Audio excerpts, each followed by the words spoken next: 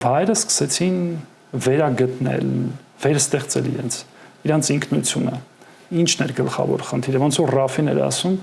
հայ լինելը միայն քրիստոնեական հավատը չէ, որ կարևոր է իհարկե, հայը տրադիցիաներն են, հայը լեզուն է,